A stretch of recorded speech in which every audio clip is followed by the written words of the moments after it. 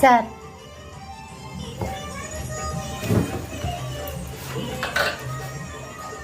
Sir నమస్తే sir. Job కోసం వచ్చాను సార్.